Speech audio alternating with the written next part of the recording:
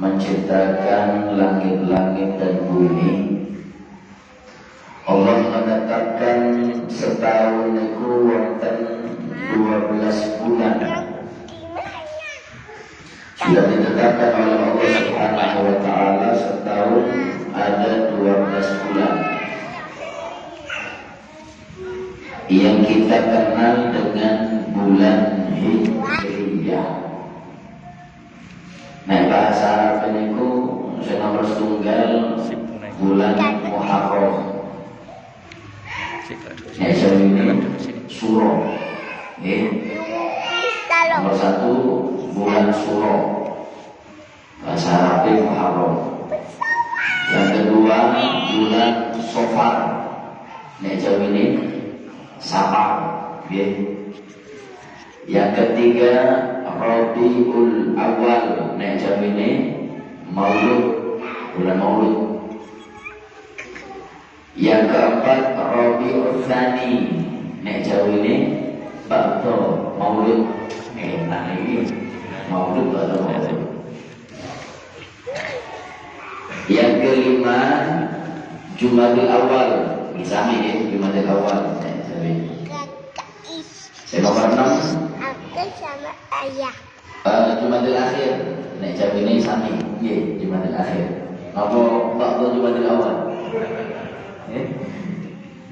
Yang ketujuh nih bulan saniki, bulan Rajab. Rajab. Nek jam ini Rajab. Yang kedelapan Sya'ban. Nek jam ini Ruah. Yang ke-9 bulan Ramadan jauh ini Poso. Nek poso. Yang ke-10 bulan Syawal. Nek jauh ini kisami Syawal. 11 Dzulqa'dah. Jauh ini apa? Selo. Yang ke-12 Dzulhijjah. Jauh ini kami ini Dzulhijjah. Nah, besar. Dua hari raya besar ini. 12 ini sudah ditetapkan oleh Allah ketika Allah menciptakan langit-langit dan bumi. Sedaya bulan-bulan niki sae. Islam niku boten kenal wonten hari sial. Islam boten kenal hari apes, bulan apes. Sedaya di dalam Islam hari bulan niku sae bagus. Inna li rabbikum fi ayyami dahrikum nafahatin ala fata'arradu laha. Dawuh Nabi Muhammad SAW, setiap hari Allah itu menurunkan rahmat, anugerah, nikmat kepada hambanya. Tiap hari. Nggih. Ala fata'arradu laha, kata Nabi Muhammad, ketahuilah, ambil itu nikmat dan ambil anugerah dengan kita bersyukur kepada Allah Subhanahu wa ta'ala. Islam itu bukan kenal bulan apes, bukan nonton. Ini bulan Safar, ini bulan apes, gak ada. Itu hanya prasangka kita yang buruk di mata Allah Subhanahu wa ta'ala. Kadang tiap Jawa ini Masya Allah, memang ahli ibadah, istiqomah pengajian, tapi kadang ada sifat prasangka buruknya kepada Allah. Nek masuk bulan Safar itu buktinya Masya Allah. Padahal di Safar sama dengan bulan lain. Nah, panjenengan itu mau tahu mengapa bulan kedua dalam Islam dinamakan Safar? Safar itu artinya nol. Nek bahasa Arab sifrun, nol. Maknanya nol itu bulan Safar. Tidak ada hadis yang mengatakan bulan itu sae mulia, dan tidak ada hadis yang mengatakan bulan Safar itu bulan bencana. Tidak ada. Jadi bulan Safar ini bulan biasa mawon, gak bahaya, gak mulia. Nih, nek panjenengan menyangka bulan Safar ini bulan bencana, sing paling pantas nyangka Safar bulan bencana kayak pulau ini.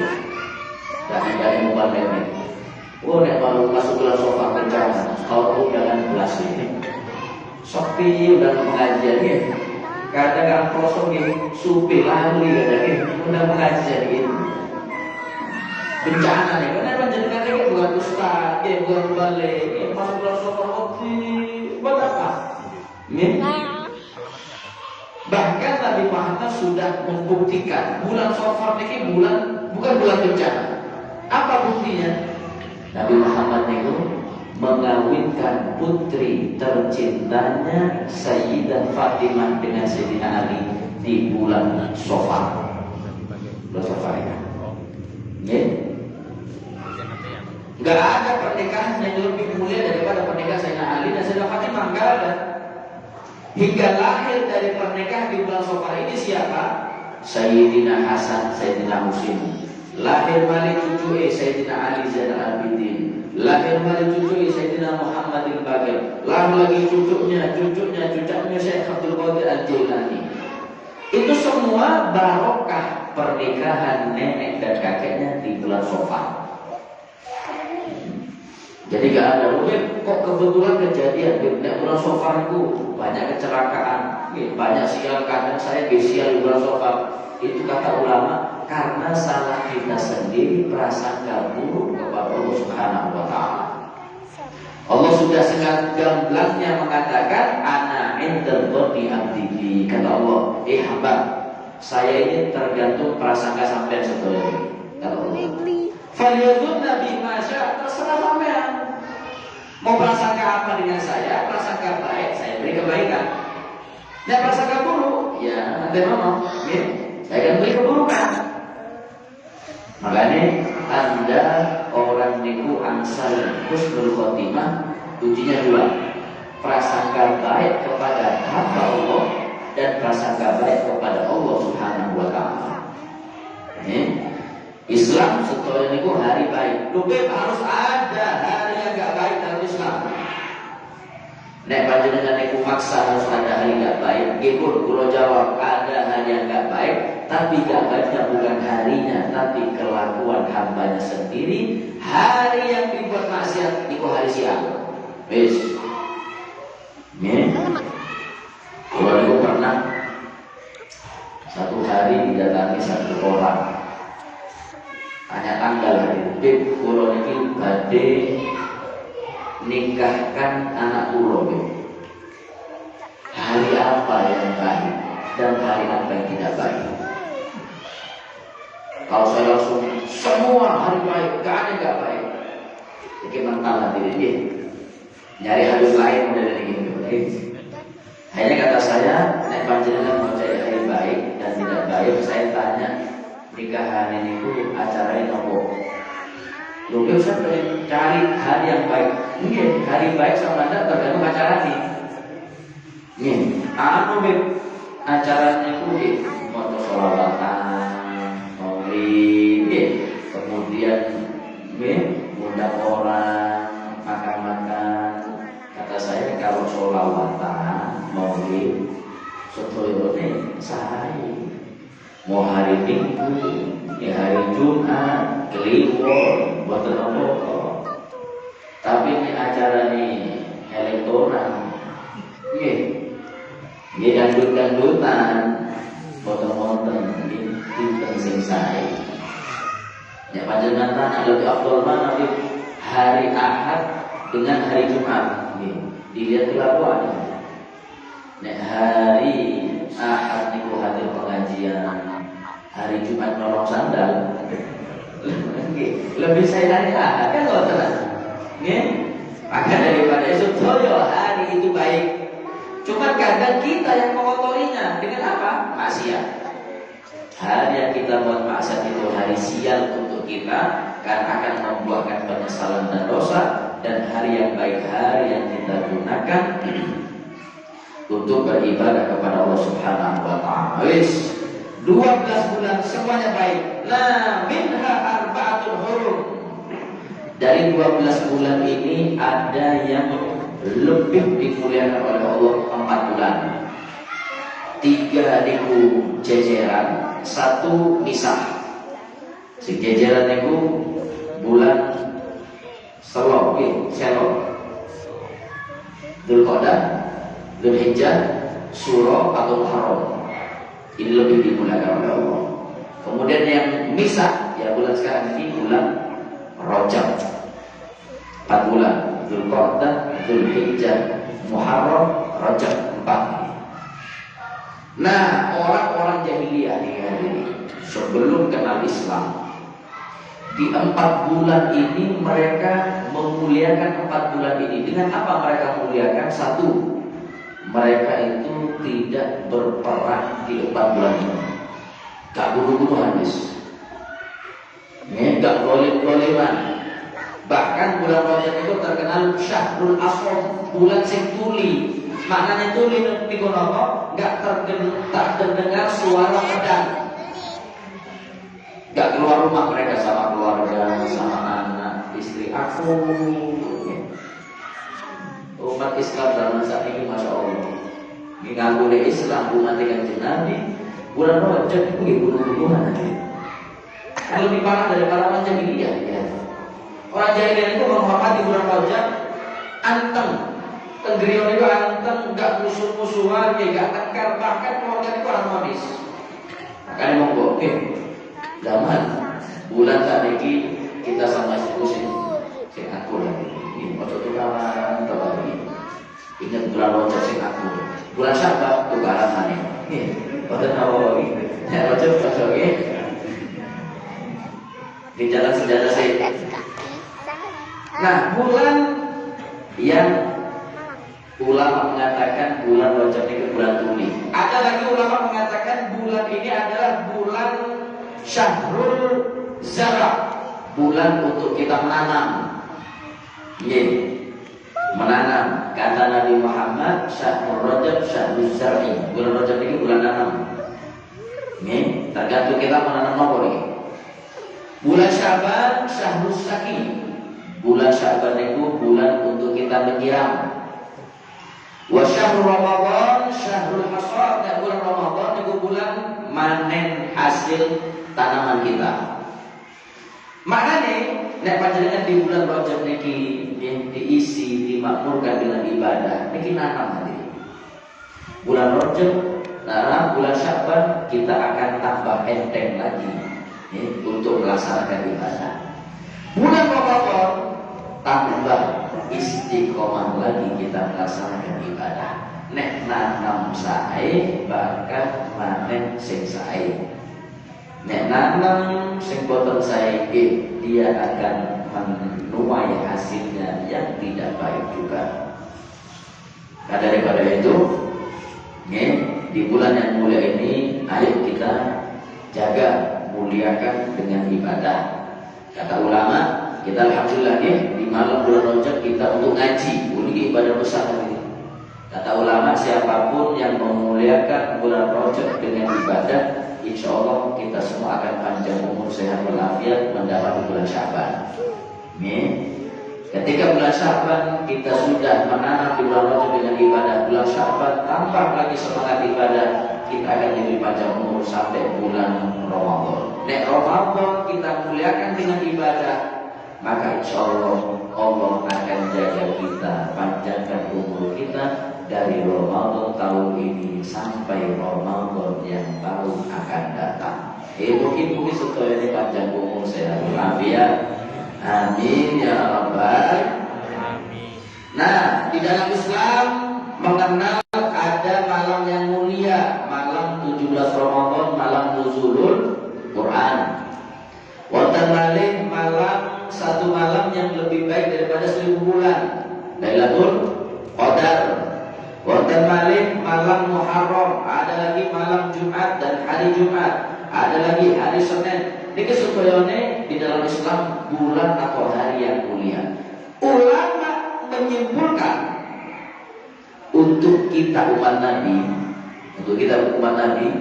malam yang paling mulia, hari yang paling mulia, bulan yang paling mulia adalah malam lahirnya Rasulullah Shallallahu Alaihi Wasallam.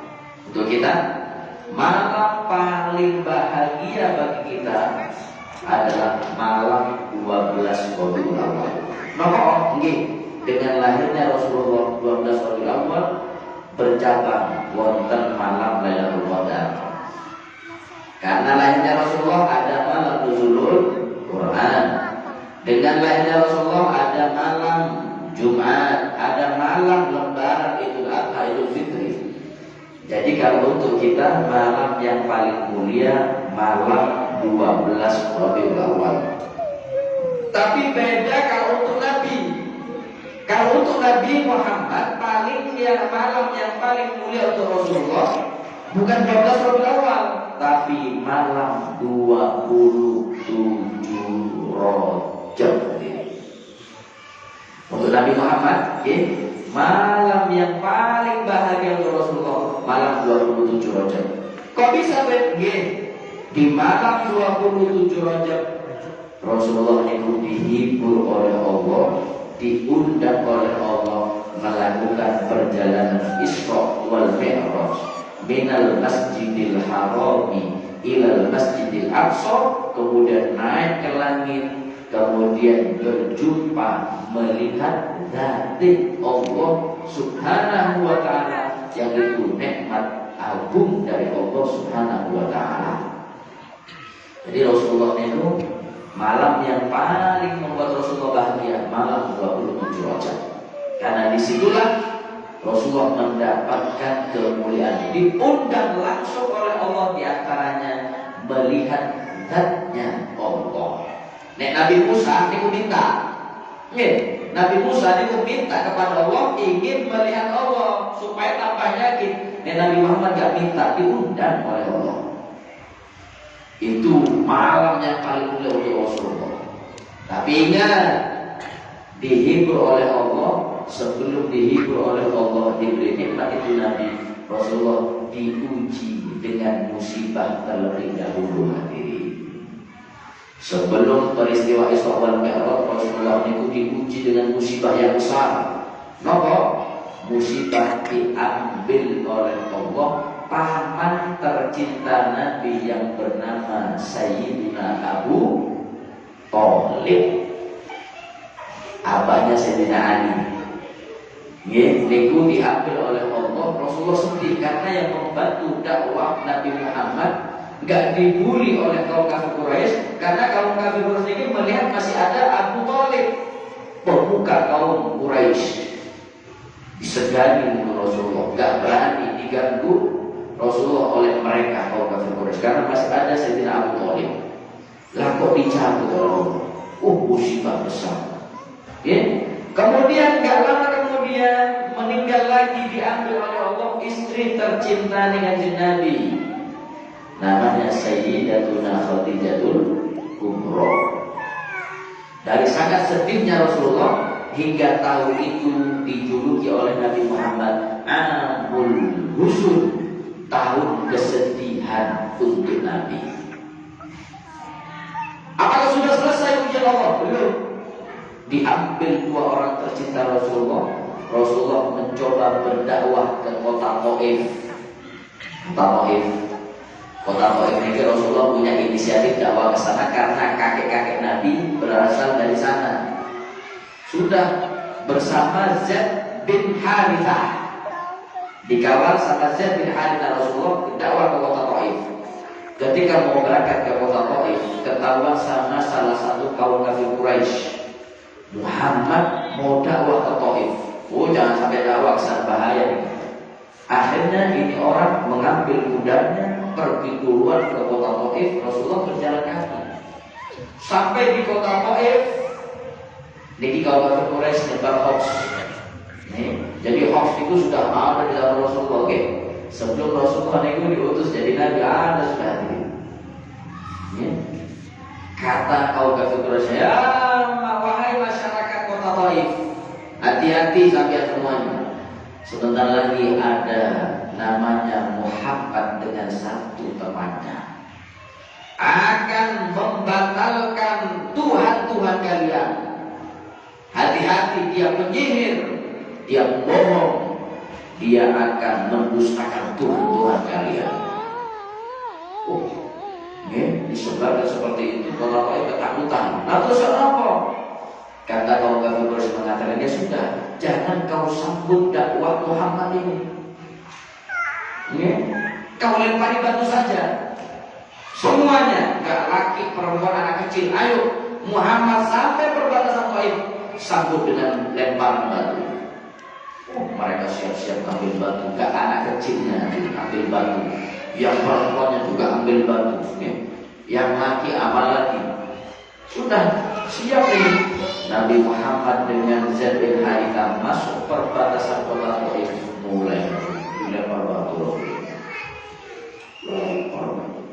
Zaid bin Harithah singawal Nabi, ya, niku menjadi garda terdepan melindungi Nabi supaya gak kena batu. Sampai diriwayatkan dalam kitab itu Zaid bin Harithah niku muter ini. Niki Rasulullah jadi muter. Kalau ada batu dari depan, Zaid bin Harithah ke depan. Batu dari kanan ke kanan beliau, dari kiri ke kiri beliau, muter Zaid bin Harithah melindungi Rasulullah supaya gak kena batu.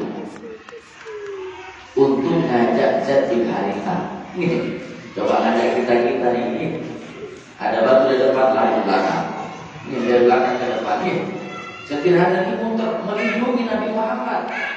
Itu pun Rasulullah yang dilindungi oleh Zaid bin Harithah masih kena batu, sampai diriwayatkan hatta taqaba na'laihi bintima. Rasulullah sendiri yang dilindungi oleh Zaid bin Harithah dilempar batu sampai berdarah. Dari sangat banyak darahnya Rasul yang mengucur itu, seakan-akan kaki Rasulullah itu dicat warna merah. Dicat warna merah. Tapi yang perlu kita garis bawahi, Rasulullah itu gak pernah ketika kota Taif tidak meneteskan darahnya ke bumi.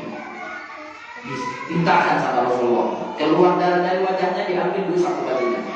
Dari dulu sapu bajunya supaya gak netes. Kata Zaid bin Harithah, "Apa ya Rasulullah?" Kata Rasulullah, "Saya khawatir, saya takut kalau saya neteskan darah saya di Taif ke bumi Taif, malaikat yang menjaga bumi Taif mengatakan, 'Ya Muhammad, teteskan darah ke bumi Taif, aku akan telan semua masyarakat Taif.' Aku gak mau.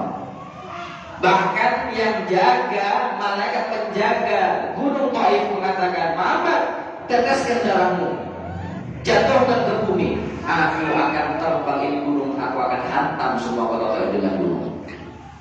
Tapi aku gak mau. Aku masih mengharap dari anak cucu mereka beriman kepadaku, kepada Allah Subhanahu wa Ta'ala. Coba kita selesai di tes topi. TKP ini Rasulullah boten. Rasulullah niku malah ketika dilempar batu enggak nyalahkan otak boten hadirin. Rasulullah malah ngeluh kepada Allah, nyalahkan dirinya sendiri. Ya Allah, turunlah asku ilaika tufa quwati kula niki lemah ya Allah, niki salah kula niki. Wakilah hilati, aku ini enggak bisa apa-apa. Allahumma hdi qaumi, Allah beri hidayah mereka ya Allah. Fa innahu la ya'lamu, karena mereka masih belum tahu siapa aku ya Allah. Akhirnya betul dari saking dahsyatnya anak kecil itu gitu melempar batu kepada Rasulullah. Sampai Rasulullah itu nggak mampu berdiri lagi. Rasulullah itu terduduk sama mereka, dipaksa berdiri. Rasulullah dilempar batu lagi. Masya Allah. Makanya kalau ini ukuran untuk saya dihidai mubalik ini. Kadang kita itu ketika dakwah di satu daerah sedikit yang ikut, kadang kita ngamuk. Jangan menin di perkara proses. 2 tahun ini tak ada sih ini. Ini harus apa hadirin? Loh, Rasulullah itu dakwah ke kota Taif, gak ada yang ikut, dilempar batu. Nah, kalau ini kan alhamdulillah ya. Betul-betul saya lempar batu, alhamdulillah. Pulang ke gua berkata, bagaimana? Oh, syukur ya hadirin. Ya mudah-mudahan istiqomah. Sebulan 2 kali mau ngomong gitu. Lalu Rasulullah sabar berdakwah, akhirnya buah Rasulullah bahkan disebutkan oleh para ilmuwan orang-orang yang berpengaruh dalam hidup ini. Nomor 1 Nabi Muhammad. Nabi Muhammad Berkat apa? Berkat sabar Rasulullah. Ketika sabar, dakwah di kota Taif itu dilempar batu, istri tercinta, paman tercinta diambil. Rasulullah sabar, dihibur oleh Allah dapat nikmat agung perjalanan Isra wal Mi'raj. Wis. Makanya di dalam Al-Quran Allah berfirman, Subhanalladzi asra bi 'abdihi lailan minal masjidil harami ilal masjidil aqsa alladzi barakna haula linuriyahu min ayatillah. Subhanalladzi, Allah memulai peristiwa Isra wal Mi'raj ini hadirin dengan mengatakan subhana. Subhana ini adalah maha suci Allah. Kalimatun tuqalu inda ta'ajjub. Subhanallah ini adalah kalimat yang kita ucapkan ketika melihat sesuatu yang menakjubkan kita. Dengan ke batu, wonten pemandangan yang bagus. Ngomongnya apa? Subhanallah. Bagus mungkin. Kadang melihat sesuatu yang menakjubkan, ada orang itu dilindas mereka mati. Ngomongnya apa? Subhanallah, takjub. Jadi subhanallah ini dipakai untuk sesuatu ketika melihat barang yang menakjubkan kita. Insya Allah betul-betul ya. Melihat pemandangan indah ngomongnya innalillah. Subhanallah. Ini. Nah, berarti peristiwa Isra wal Mi'raj ini sesuatu yang gak bisa masuk akal. Memang gak masuk akal karena akal kita ini terbatas. Harus mendahulukan iman kepada Allah Subhanahu wa ta'ala. Gimana mau bisa diterima akal? Maknanya apa? Islam itu gak semuanya harus diterima akal. Ada perkara-perkara yang harus mendahulukan iman daripada akal. Bagaimana bisa diterima akal? Nabi Muhammad itu berjalan Isra wal Mi'raj dari Makkah ke Baitul Maqdis, naik ke langit ketujuh bertemu dengan Allah. Itu dengan waktu yang singkat. Waktu yang singkat itu Rasulullah selesai Isra wal Mi'raj, tempat tidur Nabi itu masih hangat tadi, masih hangat. Kan gak lama berarti. Kayak kalau ini duduk ya, di tempat duduk ini, ya, kemudian berdiri masih hangat lah. Itu Rasulullah berjalan Isra wal Mi'raj cepat. Kembali itu tempat duduk, kata tempat tidur Rasulullah masih hangat, masih ada bekas tidurnya. Makanya Sayyidina Abu Bakar Siddiq, nama Sayyidina Abu Bakar itu bukan Abu Bakar aslinya hadirin. Namanya Sayyidina Abu Bakar itu adalah Abdullah. Nama Sayyidina Abu Bakar Abdullah. Dijuluki As-Siddiq. Mengapa? Karena ketika selesai peringatan Isra wal Mi'raj, perjalanan Isra wal Mi'raj, Nabi Muhammad itu memberikan pengumuman, saya kemarin bertemu dengan Tuhan saya Allah. Saya melakukan perjalanan dari Makkah ke Palestina dalam waktu yang sangat singkat. Kata orang kaum Quraisy, setan Muhammad ini. Ya, perjalanan Makkah ke Palestina 4 hari 5 hari. Lalu ini Muhammad ngomong sebentar tok, sampai naik lagi 7 lagi. Akhirnya mereka kembali ke rumah Sayyidina Abu Bakar. Wahai Abu Bakar, kau punya teman gila sudah itu Muhammad. Loh, temanmu mengatakan semalam dia melakukan perjalanan Isra wal Mi'raj dalam waktu yang sangat singkat. Apa kata Sayyidina Abu Bakar? Meskipun Nabi Muhammad mengakui perkara yang jauh lebih daripada itu, saya percaya. Kata makanya dijuluki As-Siddiq. Ini percaya. Subhanalladzi asra. Lihat ya, maha suci Allah yang menjalankan. Bukan jalan sendiri Rasulullah, dijalankan oleh Allah. Ini sempurna itu hadirin ke Malang, naik jalan sendiri, waduh tahunan. Kan benar. Tapi kalau dibawa sampai kita naik mobil, balik lagi ke kosong, kan selesai. Karena dijalankan. Bi'abdihi, Allah yang menjalankan hambanya. Loh, mengapa dalam Al-Quran itu enggak disebutkan bi Muhammadin dengan Nabi Muhammad, kok disebutkan bi'abdi dengan hambanya? Mengapa? Karena kata ulama, hamba Allah yang benar-benar jadi hamba yaitu Nabi Muhammad. Nah kita kan ngaku hadirin. Kita ini sudah kan ngaku hamba nih. Allah ngaku toh. Ya, ngaku toh. hamba niku kan budak, berarti Allah niku majikan. Di mana-mana budak niku harus manut kan majikane. Sing manut niku hamba Allah paling penting Nabi Muhammad diakui oleh Allah niki lho hambaku. Tapi kalau kita ini boten, nek ditanya sinten panjenengan hamba Allah.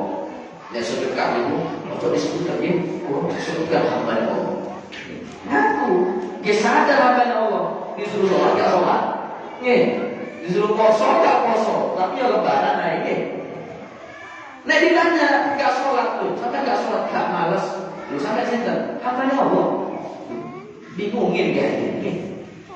Nah, kita boleh ngaku hamba Allah, tapi pertanyaannya, nopo diaku kita sebagai hamba? Apa? Nabi Muhammad gak ngaku hamba Allah, cuma sudah diakui oleh Allah ini hamba sejati. Lailan minal masjidil haram ilal masjidil aqsa. Perjalanannya di malam hari. Mengapa di malam hari? Karena di malam hari adalah waktu hamba Allah dekat dengan Allah Subhanahu wa ta'ala. Kita ini kalau mau dekat sama Allah bangun malam. Ini kata Allah, kata man itta'a mahabbati idza janna laila ma'ni qara Muhammad qara wahai Daud, kata Allah kepada Nabi Daud, yang aku cinta kepadamu nek malam aku ditinggal turu. Kalau kita tanya, ayo sing hadir cinta kepada Allah, ayo cinta, kok gak jawab sampai? Cinta, nggih. Salat tahajud gak? Turu nggih. Qara tadi. Loh, waktu malam hari ini waktu kita berdua dengan Allah. Maknanya apa? Kita minta ampun diampuni oleh Allah. Kita doa diijabah oleh Allah. Kita minta hajat dikabulkan hajat oleh Allah. Kapan? Di malam hari. Minal masjidil harami ilal masjidil aqsa.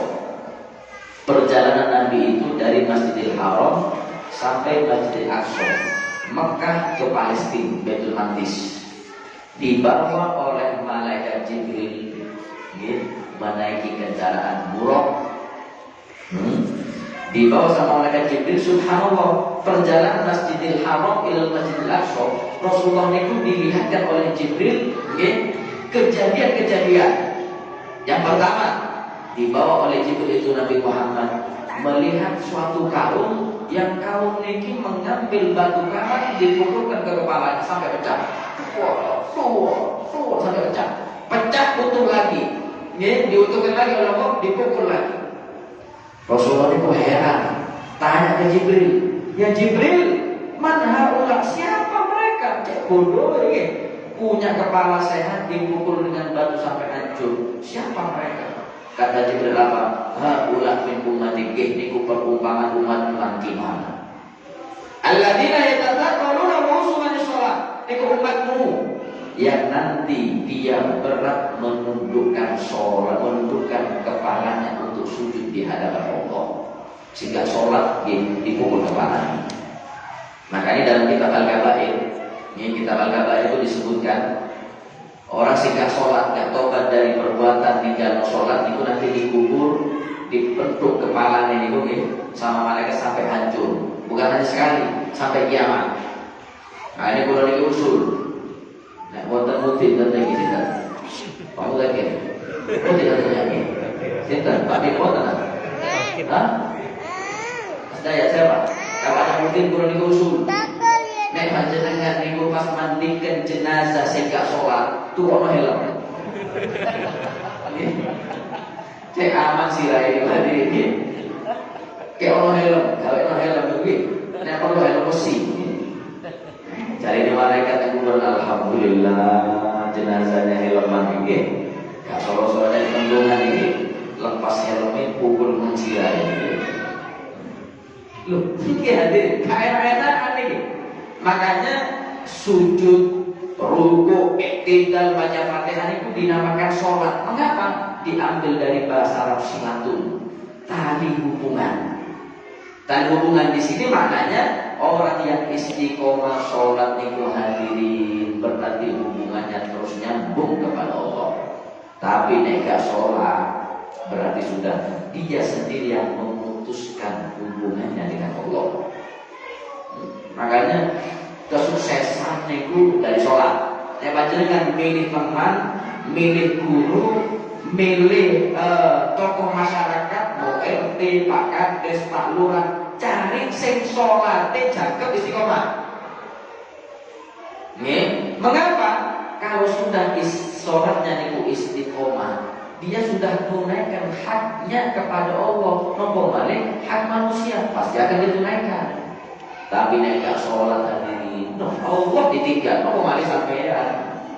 Nih, makanya hati-hati mau cari tokoh masyarakat, ketua RT, ketua perumahan, cari si sholat istiqomah. Terutama sholat subuh. Nek sholat subuh jam 8 hadirin, maksud dipilih. Yang sholat subuh jam 8 sholli fardhu subha. Nih yang sedikit. Saya sholat subuh gabung ke sholat duha. Besok dipilih ini bahaya.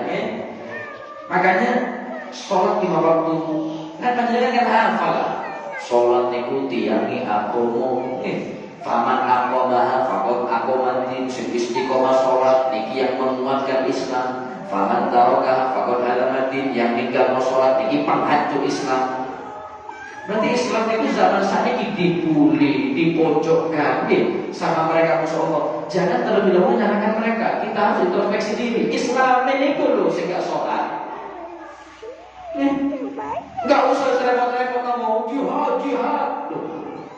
Di rumah kita dulu jihad ya. Anak hari ini juga sholat, waktu ini sholat sudah balik jihad itu. Allah Akbar bangunan. Ayo sholat, jihad. Nih. Istri nggak sholat tanpa udzur jihad, itu sibuk jihad perang. Keluarganya untuk sih nggak sholat nggak jihad. Padahal itu yang lebih wajib ku anfusakum wa ahlikum naro, jaga diri kalian, keluarga kalian itu dari api neraka. Nggak ada baiknya hadirin. Ketika suatu hari Nabi Musa ditabui sama perempuan. Perempuan ini bertamu ke rumah Nabi Musa, mengatakan, wahai Nabi Musa, engkau adalah Nabi yang bisa ngomong langsung dengan Allah. Saya mau taubat, saya melakukan maksiat ini besar. Kata Nabi Musa, siap saya sampaikan, tapi maaf saya mau tanya dosa apa? Kata perempuan ini, saya dosanya besar, saya berzina, kemudian saya hamil. Ketika hamil saya bunuh anak saya gugurkan. Ini perempuan berzina, hamil, membunuh anaknya. Makanya peristiwa di Isra Mi'raj itu berjalan, ada Rasulullah dilihatkan perempuan itu digantung. Dadanya itu digantung sama Allah, kemudian kakinya juga digantung. Dan Muhammad tanya, sinten mereka perempuan itu? Apa kata Jibril? Itu perempuan umatmu, sing seneng zina, hamil, kemudian aborsi. Ketika tahu Nabi Musa maksiat perempuan ini besar, apa kata Nabi Musa? Wes, maksiat sampean besar, pergi, jangan di rumah saya. Saya takut dengan adanya engkau di sini turun bala dari Allah, saya dikenek. Niku nangis perempuan itu ditolak, mau tobat itu diusir malah. Ketika diusir, malaikat itu mengatakan, Musa, nopo sampai niku usir perempuan itu? Kata Nabi Musa, maksudnya besar itu malaikat. Zina, hamil, bunuh anaknya. Kata malaikat Jibril, saya mendapatkan pesan dari Allah. Tolong katakan kepada Musa, ada orang yang lebih besar lagi masa daripada ini. Kaget Nabi Musa, masa apa lagi? Lebih parah daripada ini. Iya. Siapa Jibril? Kata malaikat itu mengatakan, ada sehingga sholat lebih parah daripada ini. Kalau di rumah kita itu ada segawon, anjing, niku hanya menghalang malaikat rahmat masuk ke rumah kita, hanya menghalang. Tapi lebih parah nek wonten sing gak sholat. Kalau ada yang gak sholat, berarti bukan hanya malaikat rahmat yang gak masuk, laknat Allah masuk terus ke rumah kita. Makanya kita sering sumpah ke rumah kita, kok gak mana ya omah ini? Kok gak adem nih omah? Kenapa? Karena ada di antara kita itu gak sholat. Bukan malah malaikat rahmat yang masuk, malaikat maaf laknat Allah yang turun terus ke rumah kita. Makanya ayo sholat yang istiqomah. Sudah berjalan lagi Rasulullah diajak oleh malaikat Kaum itu saling membunuh temannya. Ketika terbunuh dimakan dagingnya habis, mutilasi. Ketika habis dibangkitkan lagi oleh Allah. Yang tadi terbunuh sekarang dia membunuh, dimakan lagi daging saudaranya. Rasulullah tanya, kok tega di Jibril? Sinten? Siapa mereka? Kata Jibril apa? Mereka umatmu Rasulullah.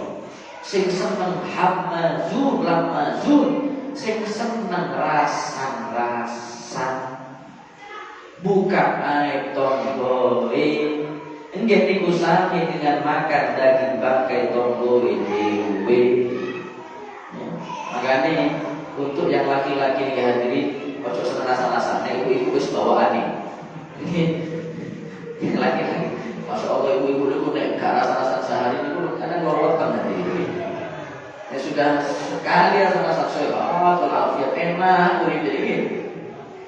Jangan senang buka aib. Nabi Muhammad itu ngancam sahabatnya, bahkan Rasulullah niku marah kepada istrinya sendiri. Suatu hari Sayyidah Aisyah, ketika Rasulullah selesai dari rumah Sayyidah Aisyah, mau ke istri lain namanya Sayyidah Sofia. Kata Sayyidah Aisyah, ya Rasulullah ngapain datang ke rumah Sofia? Cukup ya, gak usah ke sana. Fa'innaha kada wa kada, kata Sayyidah Aisyah, karena cemburu manusiawi. Ngapain ke rumahnya Sofia? Sofia itu orangnya seperti ini dan seperti ini. Bukan aib. Di dalam kitabnya hadits riwayat lain, Sayyidah Aisyah itu buka aibnya Sayyidah Sofia. Ngapain Rasulullah sampai ke sana? Sofia ini bukan, maaf tubuhnya pendek, gak tinggi. Ngapain? Ya, Rasulullah ketika mendengar Sayyidah Aisyah ini buka aib Sayyidah Sofia, ngamuk hadirin. Merah wajah Nabi mengatakan, hei Aisyah. Rasulullah itu jarang hadirin ngomong manggil namanya langsung ke Sayyidah Aisyah. Biasanya manggilannya ya Umairah, wahai istriku yang cantik wajahnya, pipinya kemerah-merahan. Romantis Nabi ini. Makanya Nabi itu memang uswatun hasanah. Siapapun kita, apapun profesi kita, contoh Nabi. Nabi Muhammad dengan keluarganya romantis. Manggil istrinya itu ya Umairah, istriku yang cantik, pipinya kemerah-merahan. Masya Allah. Makanya pulang dari majelis biru nih mungkin. Pulang selalu panggil istriku, wahai istriku yang pipinya coklat-coklatan. Emang coklat tadi ini. Kok merah-merahan? Apa kata Rasulullah? Hei Aisyah, engkau sudah mengatakan satu kalimat pendek itu kepada Sofia. Kalau kalimat itu saya lupakan benda, barang, saya lempar ke laut, laut yang asalnya bening, bersih, bisa kotor, hitam karena satu kalimat air yang kau buka kepada Sofia. Ayo, dikit. Saya Aisyah satu air mengotorkan satu lautan. Ini sampean, nek rasa berapa air tadi? Wis elek, lemu, kerinting, medit nanti empat. Berapa laut nih gue sentek ya? Makanya jadi, aku telas ini habis sih bersambung ya. Kita udah akan datang.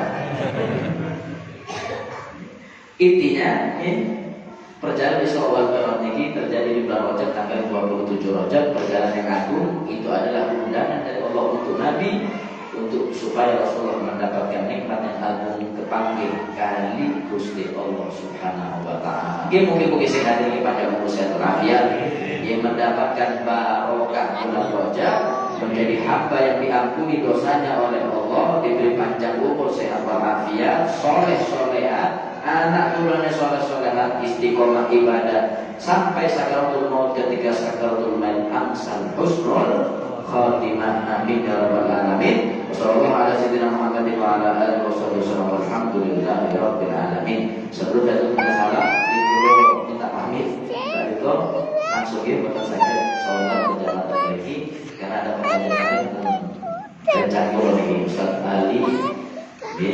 Ustaz Ali kok lari? Ustaz Ali Imron Al-Hanud insyaallah. Betul lagi. Insyaallah pagi malam bulan depan sehat walafiat, panjang umur, amin ya rabbal alamin. Sallallahu alaihi wasallam Muhammadin wa ala alihi wasallam. Alhamdulillahirabbil alamin. Assalamualaikum warahmatullahi wabarakatuh.